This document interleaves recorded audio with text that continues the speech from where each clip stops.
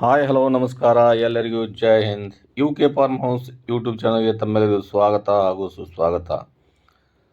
ಎಲ್ಲರೂ ನಮ್ಮ ಕಮೆಂಟ್ಸ್ನ ಹಾಕ್ತಿದ್ರೆ ನಿಮ್ದು ಕಂಪ್ಲೀಟ್ ಆಗಿದ್ದ ವಿಡಿಯೋ ಬಿಟ್ರಿ ಅಂತಂದು ಹೇಳ್ತಾ ಇದ್ರೆ, ಅದಕ್ಕೆ ಈಗ ಆಲ್ರೆಡಿ ನಮ್ಮದು ಫ್ಯಾಬ್ರಿಕೇಷನ್ ವರ್ಕ್ ಎಲ್ಲ ಕಂಪ್ಲೀಟ್ ಆಗಿದೆ. ಏನು ಕೆಳಗಡೆ ಸ್ವಲ್ಪ ಒಂದು ಇಟ್ಟಂಗಿ ಇಟ್ಕೊಂಡು ಇದನ್ನು ಕಟ್ಕೊಂಡ್ಬಿಟ್ರೆ, ಇಲ್ಲಿ ಒಂದು ಲೈನ್ ಇಟ್ಕೊಂಡು ಕಟ್ಕೊಂಡ್ಬಿಟ್ರೆ ಮುಗಿದು ಹೋಯ್ತು ನಮ್ದು. ಇದು ಸ್ವಲ್ಪ ಮಣ್ಣು ಸಾಫ್ ಮಾಡ್ಬೇಕಷ್ಟೇ ನಾವು. ಈ ಕುಟ್ರೆ ಮಣ್ಣು ಐತಲ್ಲ, ಕೆಂಪು ಮಣ್ಣು, ಅದನ್ನು ಸಾಫ್ ಮಾಡಿದರೆ ಕೆಲಸ ಮುಕ್ತಾಯ ಆದಂಗೆ. ಮತ್ತು ಹೊಳ್ಳಿ ಪೇಂಟ್ ಹಚ್ಚೋದನ್ನ ಕೆಲಸ ಇದೆ, ಅದೆಲ್ಲ ಸಬ್ಸಿಡಿ ಬಂದ ಮೇಲೆ ಹಚ್ಚಬೇಕಂತ ನಾನು ಇದು ಮಾಡೀನಿ. ನೋಡ್ರಿ, ಇದು ಎಲ್ಲರಿಗೂ ಗೊತ್ತಿರುವಂಗೆ ಎಲ್ಲಿತ್ತಿದೆ, ಗದಿನಾಗ ಐತಿದೆ ಫಾರ್ಮ್.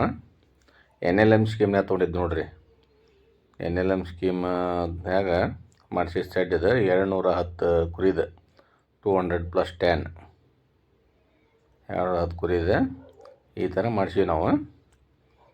ಇದು ಮ್ಯಾಗ ರ್ಯಾಂಪ್ ಹತ್ತಾಕ, ಈಗ ಕೋಳಿ ಕುರಿ ಇಲ್ಲಿಂದ ಕೆಳಗೆ ಮ್ಯಾಗ ಇಳಿಯಾಕ ಈ ಥರ ಮಾಡ್ಕೊಂಡಿವಿ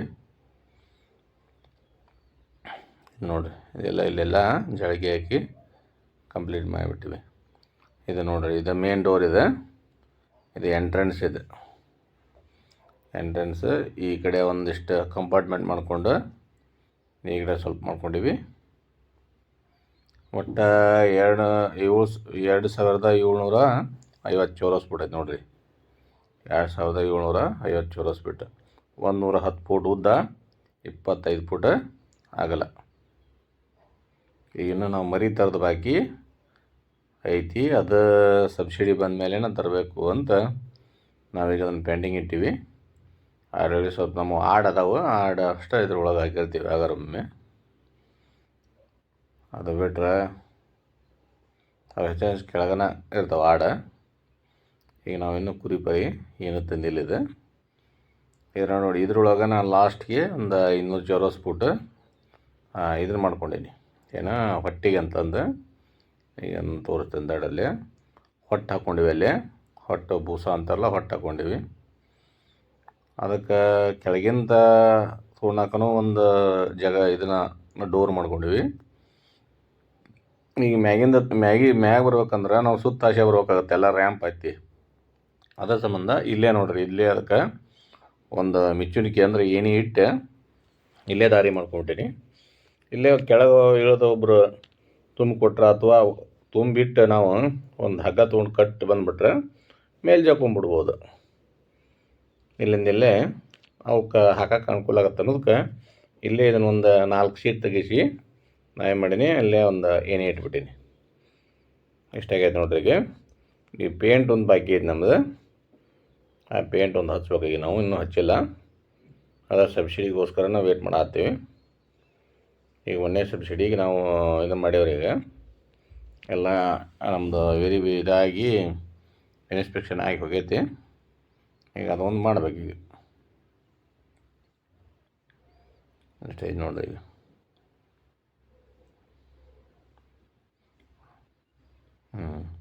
ಈಗ ಇಲ್ಲೊಂದು ಡೋರ್ ಕಾಣತ್ತಲ್ಲ, ಇಲ್ಲೊಂದು ಡೋರ್ ಹಚ್ಚಾರ. ಈ ಕಡೆ ರ್ಯಾಂಪಿನ ಕೆಳಗೆ ಒಂದು ಸೆಂಟ್ರಿಗೆ ಒಂದು ಡೋರ್ ಬರ್ತದೆ ಒಂದು. ಈಗ ನೋಡ್ರಿ, ಅವು ಇನ್ನೂ ತೆಗ್ದಿಲ್ಲ, ಅವನ್ನ ಆಲ್ರೆಡಿ ಟೈಮ್ ಆಗೈತಿ. ಇವನ್ನ ತೆಗಿಬೇಕು. ಏನೋ ಸೆಂಟ್ರಿಂಗ್ ಕಟ್ಟಿಗೆನ ಅವನ್ನ ಹೋಗ್ಬಿಟ್ರೆ ನಮ್ಮದೆಲ್ಲ ಕ್ಲಿಯರ್.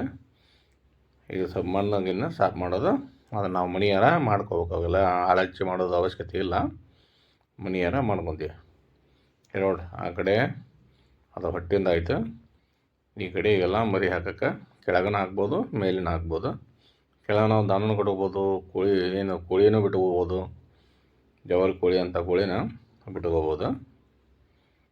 ಇದೊಂದು ಡೋರ್ ಐತಲ್ಲ, ಇಲ್ಲಿ ನಾವು ಸ್ಟೋರೇಜ್ ರೂಮನ್ನು ಮಾಡ್ಕೋಬೋದು.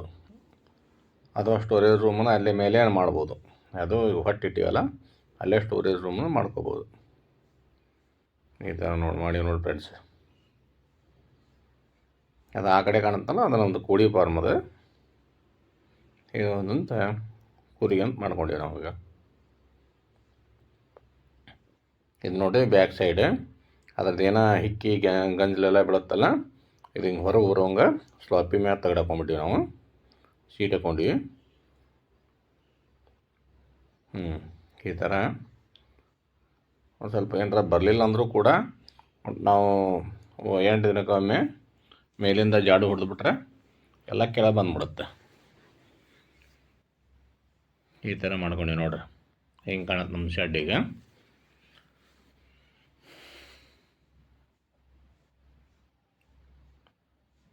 ಈ ಥರ ಐತಿ.